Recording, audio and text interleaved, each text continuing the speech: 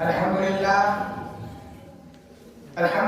الجبار والصلاة والسلام على رسوله المختار وعلى آله الأطهار وأصحابه الأخيار إلى يوم القرار. أما بعد، أعوذ بالله من الشيطان الرجيم. بسم الله الرحمن الرحيم. قل هل يستوي الذين يعلمون والذين لا يعلمون؟ وقال النبي صلى الله عليه وسلم: اطلبوا العلم ولو كان بالسين. وقال في موضع آخر: طلب العلم فریضۃ علی کل مسلم و مسلمہ.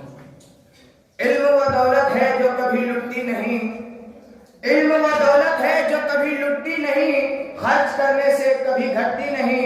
اور کسی شاعر نے کیا ہی خوب کہا ہے کہ مچھلیاں پانی میں ذرے خاک میں برگ و شجر، مچھلیاں پانی میں ذرے خاک میں برگ و شجر، نیک عالم کو دعا دیتے ہیں ہر شام و سحر. بزرگان اسلام، معزز سامعین کرام اور ہمارے اساتذہ کرام اور میرے عزیز ساتھی، آج میں جس موضوع پر آپ حضرات کے سامنے گفتگو کرنا چاہتا ہوں وہ ہے علم. جس طرح ایمان اور کفر برابر نہیں ہو سکتے، جس طرح دھوپ اور سایہ برابر نہیں ہو سکتے، جس طرح بینا اور نابینا برابر نہیں ہو سکتے، جس طرح نور اور ظلمت برابر نہیں ہو سکتے، ٹھیک اسی طرح اہل علم اور غیر اہل علم برابر نہیں ہو سکتے.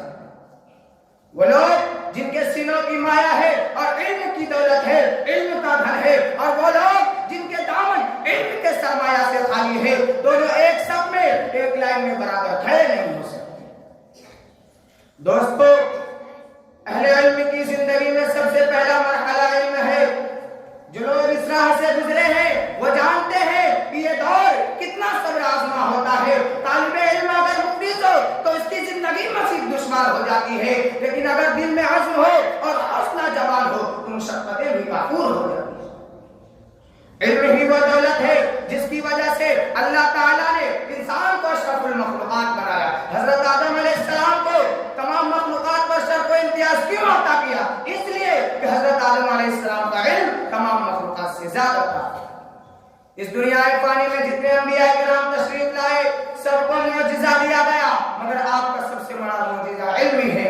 لیکن پہلے انبیاء کرام کو عملی معجزے دیے گئے تھے. چنانچہ حضرت عیسیٰ علیہ السلام کو احیاء موتیٰ کا معجزہ دیا گیا. الغرض تمام انبیاء کو کچھ نہ کچھ دیا گیا، مگر جناب رسول اللہ صلی اللہ علیہ وسلم کو ایسے عملی معجزات ایک نہیں، دو نہیں، ہزاروں دیے گئے تھے، جن میں سب سے بڑا علمی معجزہ دیا گیا جو قرآن کریم کی شکل میں موجود ہے.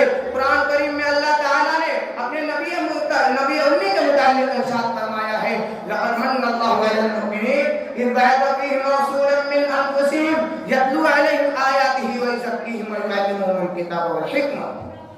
اس آیت شریفہ سے ظاہر ہوتا ہے کہ گویا حضرت صلی اللہ علیہ وسلم کا منصب یہی ہے کہ آپ علم کی باتیں سکھائے اور دانائی و حکمت کی تعلیم دے اور آپ ان کے عقلوں کو پاکیزہ بنائیں.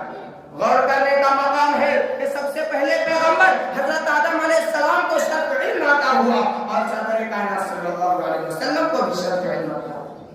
اسی علم کے بدولت اس نے خدا کا خلیفہ بن کر سب کائنات کو زیر نگی کر لیا ہے. سامعین کرام، لیکن یہ ایک حقیقت ہے کہ افلاس نے ہماری اسلاف کی ہمتوں کا بڑا امتحان لیا ہے. ان کے جذبۂ طلب علم کو فقہ کشی و نادانی کی سولی پر لٹکایا ہے، لیکن علم کے وہ عاشق ابتلا و آزمائش کی ان تمام غاریوں سے مردانوار ہوئے اور علم و فن کے ایسی خدمات انجام دی کہ تاریخ نویسوں نے ان کے اسماء گرامی کو سنہرے لفظوں میں لکھا ہے.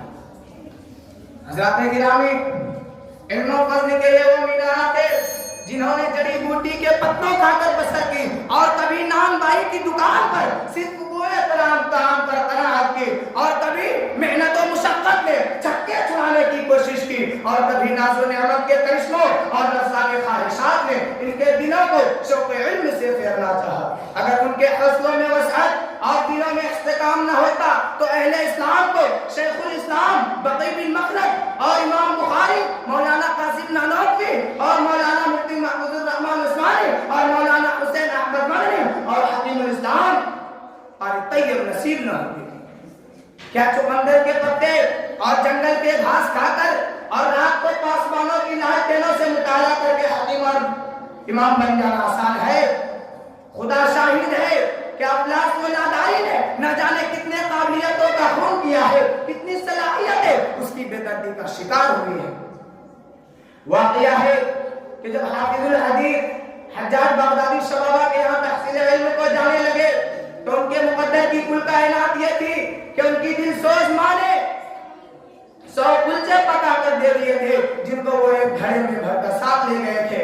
روٹیاں مہربان ماں نے پکا کر دی تھی اور سالن خود فرزند انجمن نے تجویز کیا تھا، خود فرزند انجمن نے تجویز کیا تھا، اور اتنا کثیر و یتیم کہ آج تک 100 برس گزرنے کے بعد بھی ویسا تازہ ہے۔